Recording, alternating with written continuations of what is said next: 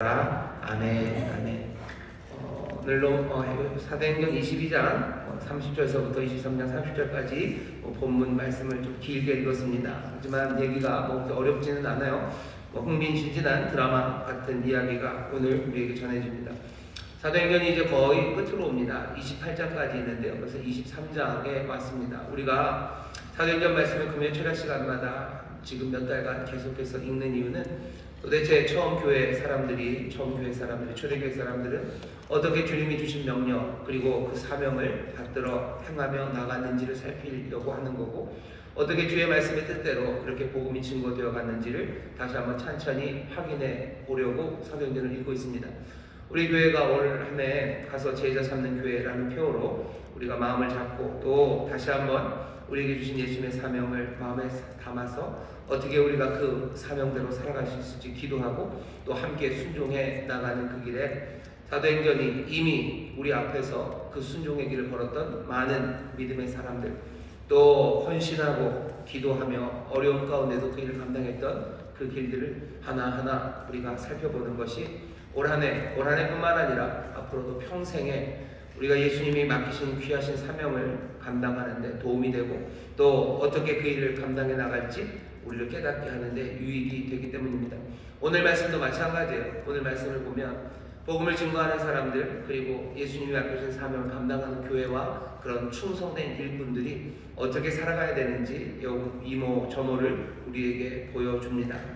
말씀을 보시면 얘기의 시작은 이렇게 되는 거예요. 천부장이 어떻게 보면 약간의 오지랖이라고 하기는 그렇고요. 이 문제를 해결하려고 합니다. 왜냐하면 예루살렘 안에서 소요가 일었던 거죠. 거대한 소요가 그 명절 끝쪽에 있었습니다. 그리고 그 중심에 바울이라는 사람이 있었는데 그냥 두들겨 패고 어떻게 해가지고 문제를 좀 해결해 보려고 했는데 안 돼요. 바울이 로마 사람입니다. 게다가 나면서부터 로마 사람이래요. 그건 대대로 뭔가 힘이 있는 집안의 사람이었다는 게 분명합니다. 그러니 함부로 할 수 없죠. 함부로 할 수는 없고, 그렇다고 해서 자기가 어떻게 더 할 수 있는 일은 없어요. 그러니 그 어느 정도의 자치권을 가진 산헤드린 공회, 그 유대인들을 부릅니다. 도대체 무슨 문제인지 해결해 보려고 그 공회를 다 모아 놓습니다. 그리고는 서로 얘기를 해보라는 거죠. 변론해보라고 장을 열어놓은 겁니다. 바울이 말하기를 시작해요. 23장 1절에 보면 바울이 공회를 주목하여 가로되 여러분 형제들아, 오늘날까지 내가 범사에 양심을 따라 하나님을 섬겼노라 하거늘. 바울이 말을 그렇게 시작합니다. 내가 이제껏 양심을 따라서, 선한 양심을 따라서 하나님을 섬겼다고 말합니다. 이 얘기는 지금 변론의 자리예요. 시시비비를 가리는 자리입니다. 바울이 나와서 하는 말은 이런 거죠. 그냥 나는 죄가 없다, 그 정도 이야기를 하는 건 아니고요. 죄가 없는 사람이 있겠습니까? 잘못한 것 있죠. 하지만 그래도 나는 양심을 따라 살았어요. 양심을 따라 하나님을 섬겼어요. 내가 잘못한 게 있다면 나는 늘 하나님 앞에 나와서 자복하고 회개하고 내가 잘못했던 것들을 늘 고치면서 살았어요 라고 말합니다. 그런 말이에요. 이 말은 뭐죠? 우리 시시비비를 가려보자는 거예요. 그래서 내가 정말 잘못한 게 있다면 하나님 앞에 내가 회개할 거고, 내가 잘못한 게 있다면 난 그걸 고칠 거예요. 왜? 여지껏 그렇게 살아왔기 때문입니다. 공회라는 게 지금 재판하기 위해서 모였어요. 재판은 시시비비를 가리는 겁니다. 서두의 말은 아주 적합한 말입니다. 여기 공회에서 우리가 지혜를 모아보자고, 내 사정을 들어보고, 또 너희들이 내가 잘못한 게 뭔지 얘기해주면 내가 듣고 고치겠다고. 아니 혹시 내가 잘못한 게 없는데 너희가 그러는 거라면 너희도 고쳤으면 좋겠다고. 어쩌면 공회가 지금 모인 그 목적이 제대로 이루어지기를 바라면서 바울은 지금 기대에 찬 이야기를 하는 겁니다. 먼저 한번 온 백성들 앞에서 얻어맞았죠. 그냥 이유도 없이 그냥 바울이라는 것 하나에 얻어맞고 죽을 뻔하다가 온 사람들 앞에서 그 층대 위에서 말했던 적이 있었어요. 말하는 그 기회가 있어서 자기가 어떻게 살아왔는지, 나도 너희들과 같은 유대인들이고 바라는 건 너희들도 나처럼 하나님의 은혜 안에서 변화되기를 바라며 말했지만 사람들은 받아들이지 않았습니다. 지난주에 들었죠. 이방인이란 말 하나에 그냥 이 사람들은 정신이 확 나갑니다. 이방인은 무슨 이방인이야? 우리가 하나님의 은혜에 있어야 되는데 바울의 이방인이라는 이야기가 사람들을 그냥 광란으로 몰아넣습니다. 그럴 줄 알았다는 거죠. 바울, 너 유대교의 율법들, 우리의 규례를 반대하는 사람, 이제 더 들을 필요도 없다고 사람들이 바울을 향하여 외쳤습니다. 그 문제가 있었어요. 그러니 바울은 또 얘기하고 싶은 거예요. 왜 이방인에 대해서 하나님이 어떤 은혜를 베푸시는지 얘기하고 싶죠. 만약에 내가 잘못됐으면 너희가 가르치는데요. 난 선한 양심을 따라 이제껏 하나님을 섬겼어요. 잘못한 게 있으면 고칠 거고. 하지만 바울은 자신 있죠. 정말로 하나님의 뜻이, 하나님의 은혜로우신 뜻이 지난 몇 달 전, 아니 몇 주 전 고린도에서 로마의 교회에 편지를 쓰면서 썼던 그 편지의 내용입니다. 이스라엘, 하나님이 아직 버리지 않으셨어요. 하나님이 이스라엘 이민족을 사랑하셔서 이제 시기심을 통하여서라도 하나님께 돌아오게 하시려 하는 거고, 하나님의 부르심이 폐하여진 것 같지 않고 이스라엘 향한 하나님의 긍휼이 끝난 것 같지 않고 하나님에서 부르심에는 후회하심이 없으니 이스라엘 너희를 하나님이 다시 부르신다는 이야기를, 어쩌면 로마서 그 9장에서 11장 이야기를 바울이 전하고 싶은 겁니다. 세상의 군중들은 듣지 못해도 어쩌면 산헤들이라는 그 엘리트들입니다. 성경을 정말 잘하는 사람들, 너희들은 듣겠지 하는 생각으로 바울은 지금 말하려고 그 앞에 선 겁니다. 난 이제껏 선한 양심을 따라서 하나님을 섬기며 살았어요. 그러니 그 장 안에서, 하나님의 섬김의 장 안에서, 선한 양심 안에서, 잘못되었으면 고치는 제대로 된 판단 안에서 우리 함께 이야기해보자고 바울이 거기 선 겁니다. 군중들 앞에서 이유 없이 얻어맞아서 한번 마음이 꺾일 수도 있었고, 또 군중들 앞에서 이젠 이야기할 기회가 있었지만 사람들은 그것들을 듣지 못했습니다. 이제는 누구 앞에서? 산헤드린 앞에서 바울이 말하려고 합니다. 바울이 그 말하자마자 들려오는 이야기는 그 입을 치라는 이야기입니다. 2절입니다. 대제사장 아나니아가 바울 곁에 있는 사람들에게 그 입을 치라며 하니, 그냥 다짜고짜 입을 치래요. 말하지 말라는 거예요. 무슨 말을 했는데 별말 하지도 않았습니다. 그런데도 불경스러운 말 하면 안 돼. 너 거짓말하는 거야. 너 변호할 권리 너에게 없다고 바울의 입을 치라고 합니다. 바울의 입을 치래요. 듣기 싫다는 거죠. 바울은 아무 말도 그곳에서 할 수 없습니다. 공회가 모였지만 하나님의 말씀 그리고 옳고 그른 시시비비를 따지고 싶지 않은 거예요. 율법에서는 그렇게 죄를 정하지 않고 마음대로 처분할 수 없습니다. 율법을 어기는 거죠. 율법을 어기는 이야기가 대제사장의 입에서 나옵니다. 그러니 당연히 바울은 한 거 해야 돼요. 회칠한 남이여, 하나님이 너를 치시리로다. 네가 나를 율법으로 판단한다고 앉아서 율법을 어기고 나를 치라 하느냐. 율법으로 판단한다고 하면서 그것이 너희들의 권위라고 하면서 어떻게 오히려 율법을 어기냐고 바울이 따져 묻습니다. 따져 묻는 말하는 태도가 그렇게 공손하지는 않아요. 바울이 공손해야 될 필요가 없죠. 그러니 앞에 회칠한 담이여 라고 말합니다. 회칠한 담이라는 말이 좋은 말일 리가 없습니다. 하나님의 말씀대로 살지 않고 하나님의 말씀으로 사는 척하면서 살지 않는 그런 위선적인 믿음들과 신앙들, 위선적이기에 결국은 무너져 내려버릴 그런 권위들, 그런 것들을 향해서 회칠한 무덤이라고 모욕적인 말을 지금 바울이 쏟아낸 겁니다. 회칠한 담이여, 네가 하나님의 율법으로 판단한다고 하면서 그렇게 하느냐라고 바울이 대꾸를 한 거예요. 대꾸했는데 나오는 대답은 이런 대답이 옵니다. 곁에 선 사람들이 말하되 하나님의 대제사장을 네가 욕하느냐, 하나님의 대제사장을 네가 욕하느냐. 아나니아가 했던 말이었어요. 바울이 그 얘기를 듣고 그래도 되는 거지 라고 하진 않습니다. 여기서 바울은요 자기가 잘못했다고 말합니다. 보셔요. 5절입니다. 바울이 가로되 형제들아, 나는 그가 대제사장인 줄 알지 못하였노라. 기록하였을 때 너희 백성의 관원을 비방치 말라 하였느니라 하더라. 관원을 비방하지 말라고 그랬는데, 모욕하지 말라고 그랬는데 내가 대제사장을 모욕했대요. 내가 몰라서 그랬다 라고 바울이 인정합니다. 바울의 이야기를 보면 바울은 그 입을 치라고 한 사람이요 대제사장인지를 몰랐나 봐요. 어쩌면 공회 삐까번쩍한 사람들 다 모였는데 대제사장이라고 여기다 이름표를 크게 안 붙인 것 같고요. 대제사장의 그 거룩한 의복, 그 의복을 입고 나오지도 않았었던 것 같아요. 그리고 아마 바울이 대제사장을 알 겁니다. 예전에 다메섹으로 뭘 받으러 갈 때 대제사장 앞에 가서 문서도 받아가고 했어요. 하지만 시간이 참 많이 지났죠. 한 20년쯤 시간은 지났고 아마 대제사장은 자기의 옷을 입고 있지 않으니 바울이 못 알아봤을 겁니다. 바울은 뭐라고요? 미안하다고, 죄송하다고 분명히 인정을 합니다. 좀 이상하죠? 분명히 대제사장이 잘못했는데 바울이 그냥 머리를 들이밀 것 같은데 바울이 그렇게 하지 않습니다. 유대교에서 가장 높은 지위에 있는 사람이요, 그 사람에 대해서 재빨리 사과합니다. 대제사장인지 몰라봤다는 것에 대해서 사과한 거지, 그 사람의 한 행동, 그 행동을 인정하는 건 아닙니다. 오늘 여기 바울을 보면요, 바울이 어떤 사람인지를 알 수 있어요. 앞에 말했던 것처럼 늘 양심을 따라 하나님을 섬긴 사람이에요. 왜? 하나님은 세상에 이 지위, 이 권세를 주셨다는 것을 바울이 인정합니다. 하나님을 섬기는 사람이에요. 바울은 늘 항거하는 사람 아닙니다. 유대교의 진리, 유대교의 그 질서들, 자기들이 갖고 있었던 그 전통들, 거기에 늘 들이받고 그것들을 무너뜨리려고 하는 사람이 아니에요. 왜? 하나님을 섬기는 바울은요, 그 질서가, 그리고 그 지위, 그것이 필요하다는 걸 압니다. 그리고 그것들을 존중하는 사람입니다. 바울은 대제사장의 지위를 존중해요. 그런 직위가 존중되지 않으면 질서는 이루어지지 않습니다. 하나님은 질서의 하나님이셔. 하나님은 분명히 그 질서를 위해서 여러 가지 직위와 권세를 주셨습니다. 로마서 13장 1절부터 7절 보면 아주 유명한 말씀이 있습니다. 그 말씀은 다 다음 주쯤 아마 주일날 제가 말씀을 전할 것 같아요. 거기 있는 것처럼 하나님이 세상의 평화 그리고 정의를 위해서요, 하나님이 세상이 통치 아래, 질서 아래 있기를 원하시는 건 분명해요. 예수 믿는 사람들은 뭔가 반질서적이고 반체제적인 것 같다. 아니요, 그렇진 않습니다. 하나님은 우리가 자유하기를 원하시지만 분명히 질서 아래 있기를 원하시는 하나님이십니다.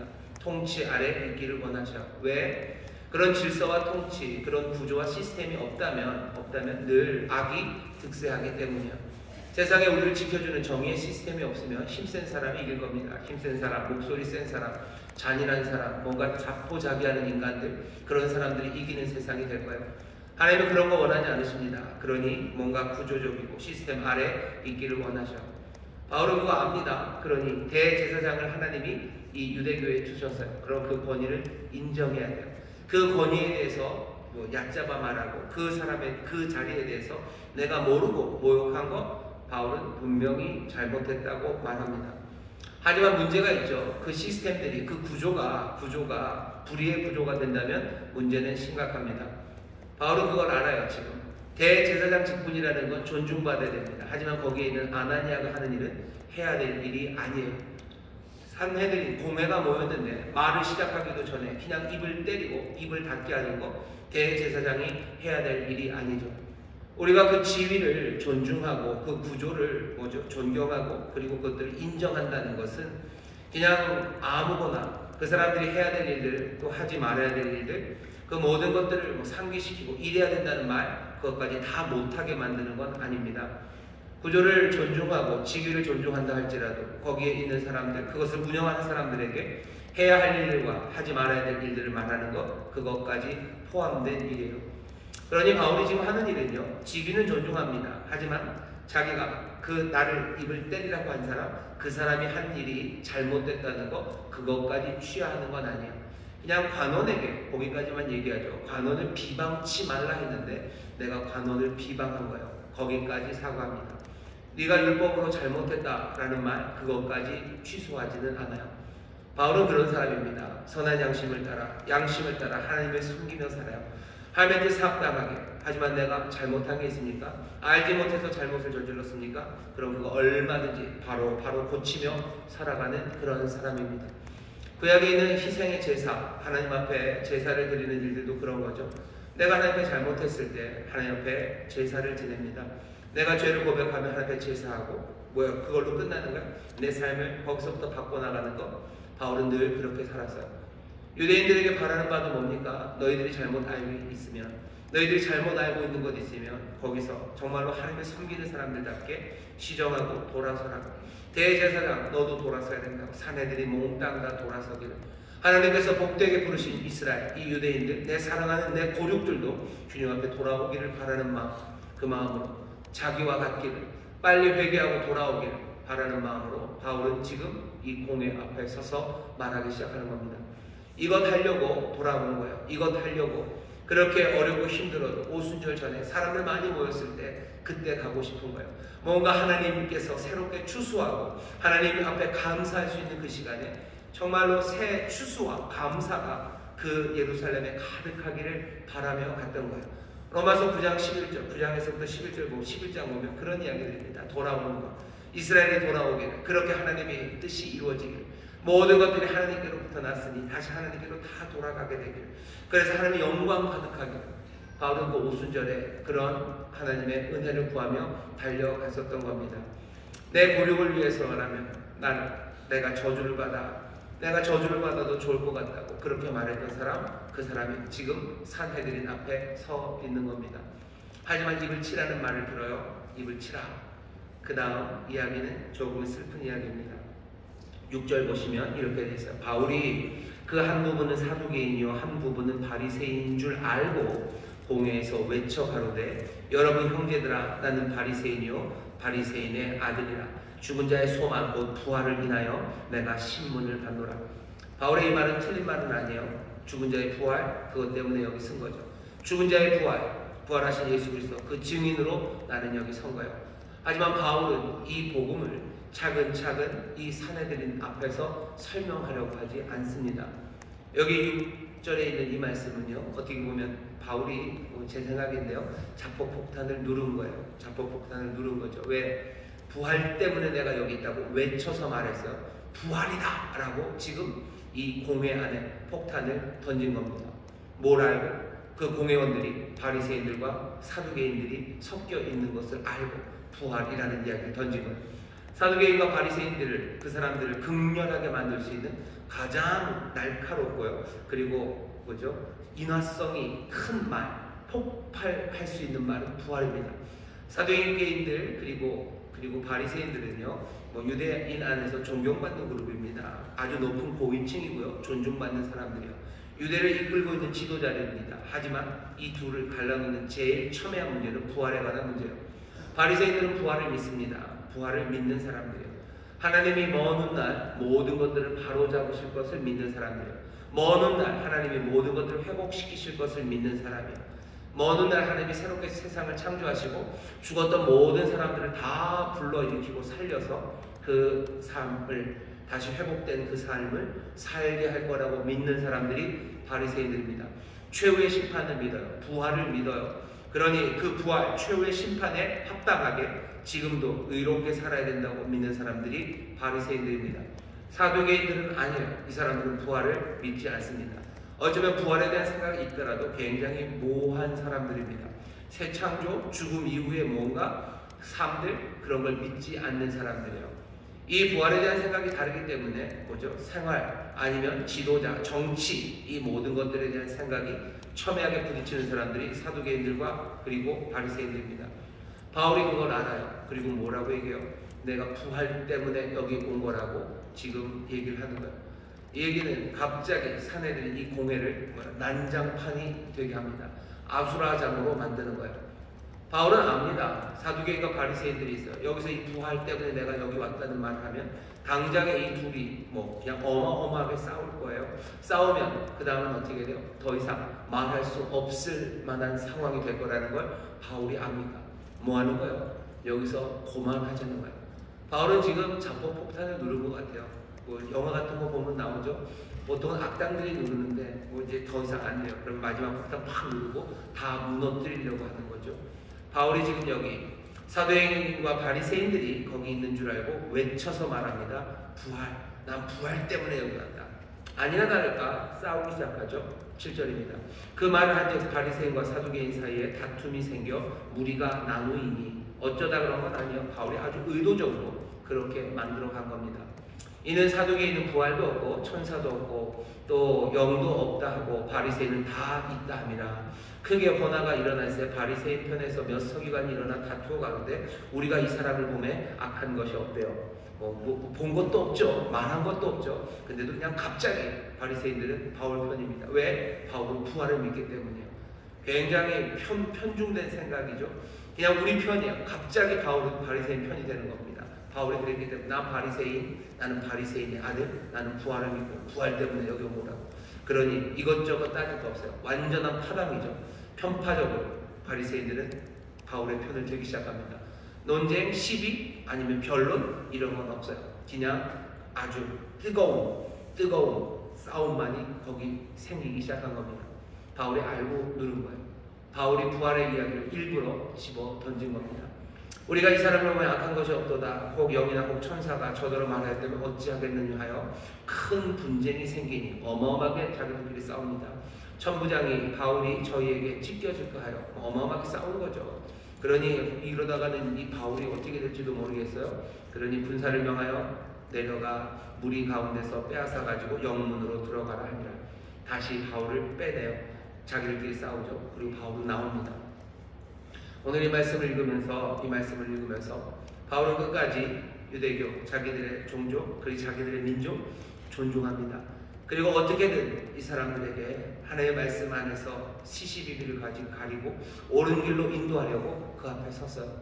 하지만 입을 치라고 한 사람은 대제사장입니다. 대제사장이 입을 치래요. 듣기 싫다는 거죠. 듣기 싫다고 하고 사람들이 말하는 것도 감히 대제사장에게 하며 바울의 입을 막으려고 합니다. 바울은 여기서 마음이 접혀진 것 같아요. 더 이상 여기서 할 수 있는 말은 없어요. 이 공회 앞에서 내가 더 이상 증거할 건 없는 거죠. 그러니 폭탄을 누른 겁니다. 더 이상 말할 수 없죠. 더 말할 수 없습니다. 만약에 바울이 더 말하려고 했다면 적어도 이 부활의 이야기는 하면 안 돼요. 해도 제일 나중에 해야 돼요. 아주 조심스럽게 해야 돼요. 바울이 얼마나 노련하게 복음을 증거하는지 우리는 앞에서 봐왔어요. 바울이 그 상황에 합당하게 하나하나 사람들의 마음을 도전하고 때로는 얼르고 그래서 복음으로 인도하는 모습을 보아왔는데 바울이 바보가 아닙니다. 사도행전과 바리새인 있는 걸 알면서도 부활의 이야기를 한 것 더 말하려고 했다면 이런 말 하면 되는 건 아니었습니다. 왜 폭탄을 던집니까? 왜 폭탄을 던집니까? 오늘 설교의 제목이 포기와 전진입니다. 아마도 바울은 여기서 포기한 것 같아요. 고만이구나 라고 생각한 것 같아요. 고만이다. 자폭폭탄을 누르는 악당이 자포자기한 것처럼 어쩌면 바울도 부활을 외쳐 말하고 그냥 여기서 끝내자 라고 하면 나올 때 즐겁고 행복한 마음으로 부활을 말한 건 아닙니다. 정말로 자기의 생각대로 그들이 그렇게 싸우는 것을 보며 바울이 씩 웃으면서 나오지는 않았을 거예요. 그렇게 될 거라고 생각했지만 내가 될 거라고 생각한 일이 되었다고 항상 즐거운 건 아닙니다. 이렇게 싸우고 이렇게 진리를 즐거워하기보다는 편파적으로 싸우는 이 사람들, 도무지 진리에 대해서 귀 기울일 수 없는 내 민족들, 그냥 자기들의 생각 그것에 그냥 유대인 전체로 이방인이라고 말하면 난리가 났었죠. 사두개인과 바리새인을 나오는 부활이라는 말 하나가 이 사람들을 갈라놓기 시작하죠. 바울이 뭔가 그런 겁니다. 이 사람들은 진리의 마음이 열려있지 않아요. 이 사람들은 그냥 완고하고요, 그냥 굳어진 마음으로 자기들 내 것을 지키려는 사람들, 그 사람들만 남아있어요. 바울이 자기의 생각대로 일이 그렇게 진행되는 걸 보며 아주 씁쓸하게 마음이 아마 꽤나 슬프게 영문으로 돌아온 겁니다. 그리고 그날 밤에 일어난 일이에요. 11절입니다. 그날 밤에 주께서 바울 곁에 서서 이르시되, 그날 밤에 주님이 바울 곁에 서십니다. 마음이 접혀진 바울이에요. 내 민족, 내 고륙을 그렇게 사랑하지만 여기서 더 이상 할 수 없나 보다라고 마음이 가라앉아버린 이 바울 옆에 주님이 서십니다. 그날 밤에 주께서 바울 곁에 서서 이르시되 담대하라. 포기하는 마음으로 착잡한 바울에게 하나님이 얘기하시면 담대하라. 다시 끌어올리시는 거예요. 다시 격려하시는 겁니다. 누가? 주님이 그 밤에 바울 곁에 서서요. 바울의 마음이 얼마나 착잡했겠습니까? 자기의 뜨거운 사랑, 자기의 민족을 사랑하는 뜨거운 마음으로 여기 와서 어떤 아픔도 다 감당할 자신이 있었어요. 내가 그리스도께서 떨어져 나가도 좋아요. 내가 저주를 받아도 내가 좋다고 생각했던 이 사람들 앞에서 바울은 자기가 말할 기회조차도 없었어요. 말하다가 끊기는 거죠. 말을 할 수가 없어요. 이방인 말만 나와도 그냥 막 개떼가 아니라 그냥 막 덤벼드는 거예요. 사람들이 말을 듣지도 않고 그냥 때려 죽이려고 덤비는 사람들이요. 공회라는 엘리트들 앞에서도 입 열려서 뭔가 말하기 시작하는데도 그냥 입 닥치라고 하고 입 때리고 그냥 듣지를 않는 사람들이요. 그 사람들 앞에서 할 수 있는 게 없어요. 말을 할 수가 없어요. 그러니 어찌합니까? 바울의 그 무너진 마음, 그 옆에 주님이 서시는 겁니다. 우리가 주님의 일을 감당하고 가서 제자 삼는 교회 아니면 주의 사명 감당하기 위해서 내가 정말로 선의를 가지고 또 하나님의 말씀에 순종하기 위해서 걸어가는데 그것이 내가 기대했던 바, 소망했던 바 그렇게 이루어지지 않는 거예요.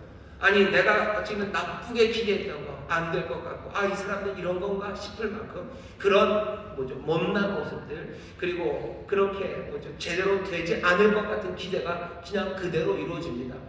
그냥 이럴 줄 알았어요. 씩 웃으면서 이럴 줄 알았지가 아니라 이럴 줄 알았다 싶은 그 자리, 그 낙심하는 자리에 그 밤에 주님이 오십니다. 그 밤에 주님이 오셔서 곁에 서셔요. 우리가 그럴 때가 얼마나 많습니까? 난 이렇게 해야 된다고 생각했고 이것이 가장 선한 것이라고 생각하고 또 주께서도 나를 도와주실 거라고 믿었어요. 하지만 그것들이 꺾여져 나가고 그것들이 무너져 나가고 하나씩 쓰러져가는 그 자리에 주님이 오시는 겁니다. 깨달음의 순간이에요. 그리고 우리의 영의 눈이 밝아지는 순간입니다. 어쩌면 구름이 걷혀지는 시간이에요. 그래서 알게 되고 듣게 되고 심지어 새로운 것들을 보게 되는 시간입니다. 오셔서 염려하지 말아라 예루살렘으로 다 내일 아침 가자라고 하지는 않으셨어요. 그날 밤에 주께서 바울 곁에 서서 뭐라고 하십니까? 담대하라. 담대해서 다시 예루살렘으로 갑니까? 아니 네가 예루살렘에서 나의 일을 증거한 것 같이 로마에서도 증거하여야 하리라 하시니라. 예수님의 이 말은 바울에게 어마어마한 위로가 됩니다. 너 예루살렘에서 실패했구나 라고 하지 않으셔요. 너 예루살렘에서 나를 증거한 것 같이 예루살렘에서 너 증인의 일을 했다고 말씀하시는 거예요. 예루살렘에서 증인의 일을 했다. 그러니 여기서 그렇게 했던 것처럼 어쩌면 여기서 했던 것처럼이라는 거예요. 증거하는, 말하는 일뿐만 아니라 어쩌면 여러 가지 역경 그리고 실망스러운 일들 다 포함해서일 겁니다. 예루살렘에서 내 일을 증거한 것 같이 로마에서도 증거하여야 하리라. 예루살렘에서 죽지 않을 겁니다. 로마에 가서 증거해야 될 거예요. 하나님 그렇게 얘기해 주시는 거죠. 로마로 가야 된다고 바울이 에베소에서부터 생각했었어요. 에베소에서 사도행전 19장 21절이죠. 내가 로마로 가야 하리라. 내가 로마도 보아야 하리라. 라고 에베소에서 마음 먹었고 에베소를 떠나서 고린도 가서 고린도에서 로마에 편지를 보내면서 그랬죠. 내가 너에게 갈 거다. 너에게 간 후에 내가 서바나 저 스페인으로 갈 거다. 라고 하면서 자기의 뜻을 알렸었어요. 바울은 자기의 사명이 로마로 가고 서바나로 가는 거구나 라고 마음의 결심들이 있었습니다. 오늘 여기서 주님이 하시는 일은 뭐예요?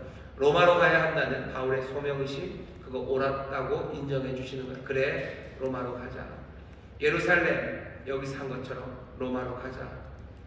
편안한 여정을 약속받은 건 아닙니다. 하지만 바울은 이제 그곳에 갈 거예요. 그리고 예루살렘에서처럼 거기서도 증인이 될 겁니다. 어쩌면 오늘 이 밤 바울이 맞았던 이 밤의 시간이 우리에게도 있습니다. 아니 우리에게도 있어야 됩니다. 주님 오셔서 담대하라고 말하는 시간, 어쩌면 포기하고 내 마음이 착잡한 그 시간에 주님이 오시는 거예요. 담대하라고 하시고 어떻게 하십니까? 로마로 가자고 얘기하셔. 네 소명 그거 따라 가자. 바울이 뜨거운 마음으로 고립을 사랑하는 마음으로 여기 왔지만 예수님 말은 됐다 이제 됐다 라고 말씀하시는 거예요. 참 쉽지 않죠. 어쩌면 뭔가를 포기하고 새로운 것들로 앞으로 나가는 겁니다. 예수의 사람들 하나님 내가 한번 마음먹어 끝까지 나는 걸 다 이루어야 됩니까? 아니 포기하고 그리고 전진하는 그 일을 지금 여기서 우리에게 알려주는 거예요. 바울은 로마로 갈 겁니다. 하지만 예루살렘에서 뜻을 다 이루지 못했죠. 이 민족이 주 앞에 돌아오는 것 그것을 보고 싶었죠. 하지만 그것을 보지 못합니다. 보지 못했으니 거기서 계속 버팁니까? 아니 하나님이 우리 주님이 그 밤에 우리를 다시 격려하시고 일으켜 세우시고 보내시는 거예요. 우리에게 이런 시간들이 있습니다.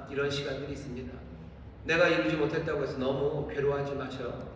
내가 그것들을 끝장을 보지 못했다고 해서 내가 무슨 뼈를 묻을 거라고 날마다 생각하실 필요는 없어요. 내가 하나님 앞에서 성실하게 바울이 얘기했던 2장 23장 1절의 말입니다. 내가 범사의 양심을 따라 하나님을 섬겼어요.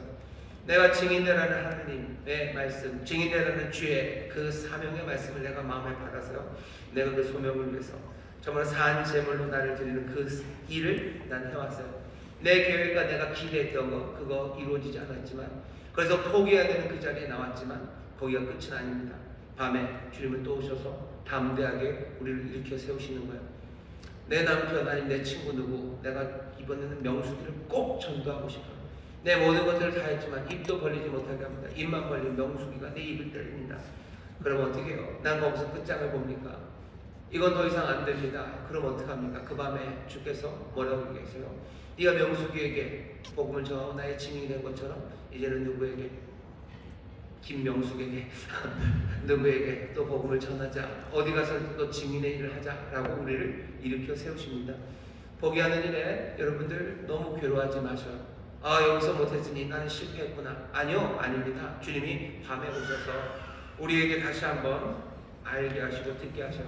오늘 이 밤이 여러분들의 마음에 있는 구름을 걷어내는 시간이 되기를 바라고, 또 이 말씀이 여러분들의 마음에 있는 여러 가지 안개들을 걷어내는 시간이 되기를 바라고, 우리가 또 함께 기도하는 가운데 우리 옆에 서시는 주님 만나는 시간 되시기를 주의 이름으로 축원합니다. 그날 밤, 오늘 밤 주님이 여러분 곁에 서실 거예요. 담대하라고 말씀하실 겁니다.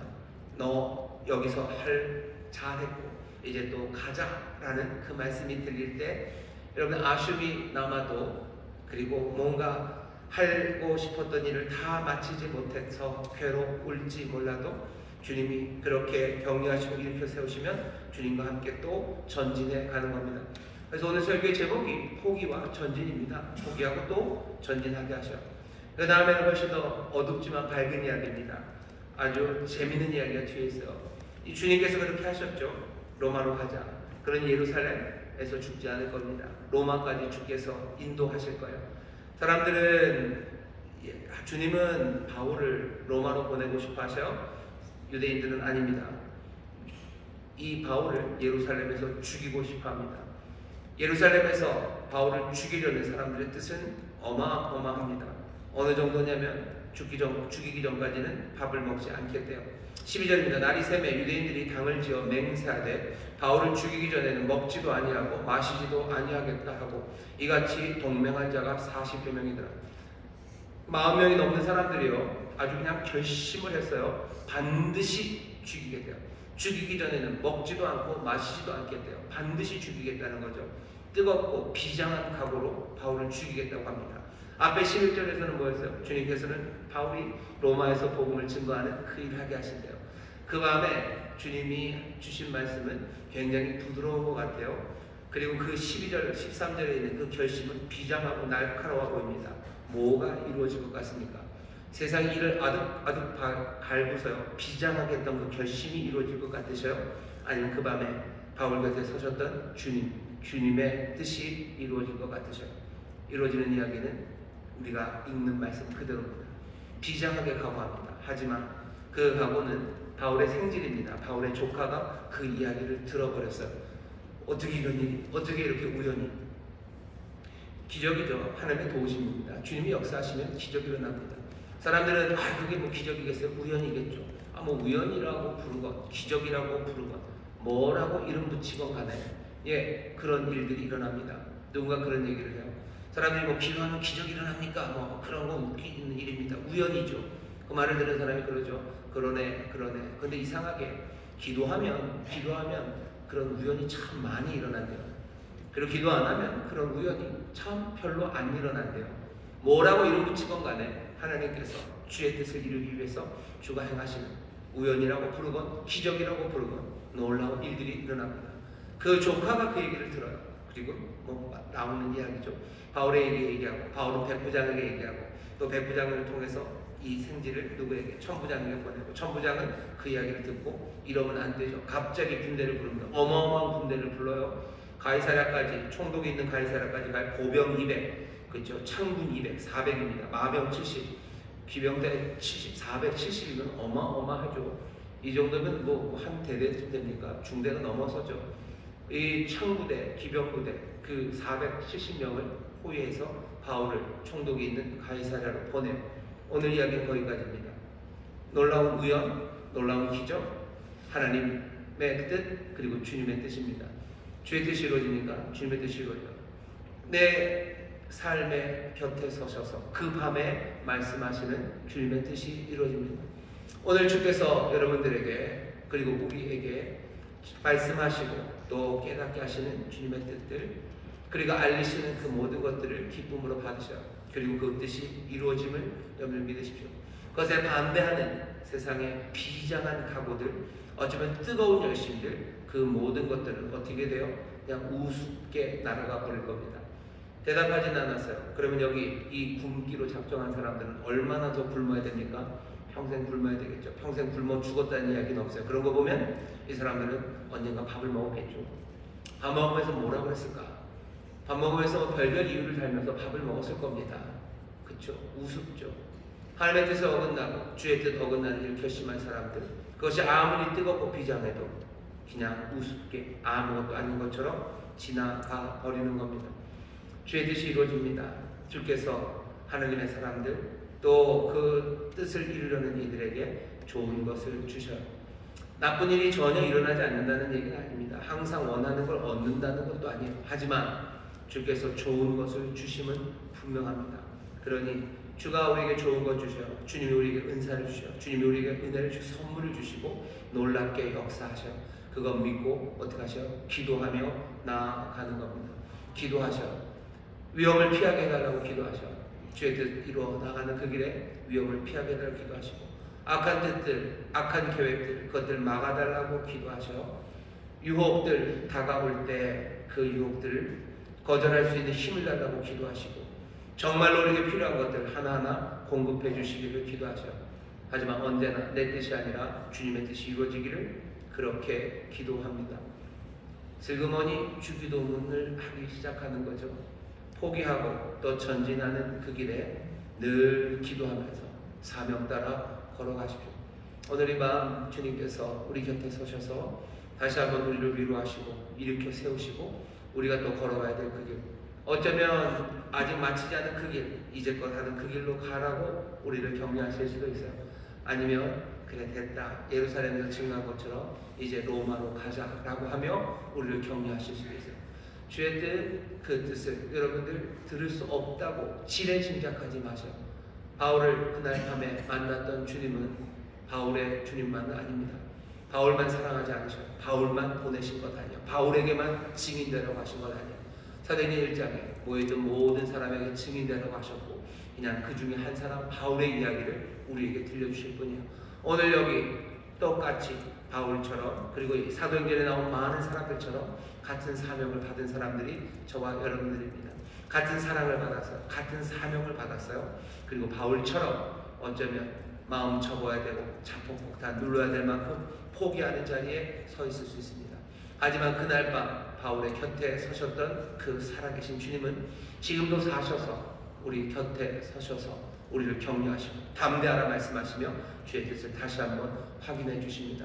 오늘 이 밤이 우리에게 오시는 주님 만나는 시간, 주께서 우리 곁에 서셔서 하시는 그 말씀이 우리 영혼에 들려지는, 그래서 우리의 모든 안개가 거쳐지고 다시 한번 주를 향하여 더 뜨겁게 기도하며 걸어가고 앞으로 나갈 수 있는 복된 기적의 시간이 될 줄 믿습니다. 그런 복된 시간 될 줄 믿습니다. 우리 저에 계신 분들에게 믿음으로 격려합시다. 격려하실 때 우리 앞으로 나갑니다. 우리 앞으로 나갑니다. 우리 앞으로 나갑니다. 가던 길을 가라고 하실 때도 있고 됐다 라고 하실 때도 있어요. 염려하지 마십시오. 오늘 이 밤 주님께서 우리에게 그 응답을 주시고 다시 한번 따뜻한 마음으로 기도하게 하시고 소망 가운데 기도하게 하셔서 정말 세상에 비장한 뜻이 아니라 주님의 그 놀라우신 뜻이 우리 가운데서 이루어질 줄 믿습니다. 우리 찬송합시다. 우리 찬송가 342장 어려운 일 당할 때 우리 찬송하시고요. 기도하실 텐데 기도하실 때 그렇게 기도하셔요. 어려운 일 많습니다. 하나님 기도하며 나갑니다. 주님 역사하여 주시옵소서. 사람들이 뭐라고 부르건 상관없어요. 그건 우연이야, 좋아요.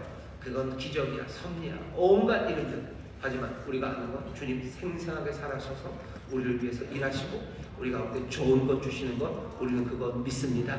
어렵습니다, 힘듭니다. 주여 우리에게 좋은 것 주시옵소서. 사랑하는 자들에게 선한 것 주시옵소서. 하늘아버지 구하는 자에게 좋은 것 주신다고 하셨으니 우리로 이기게 하시고 힘 주시고 또 필요한 것 넘치게 해달라고 간절히 기도하며 앞으로 나아가는 우리들이 되기를 바랍니다. 찬송가 340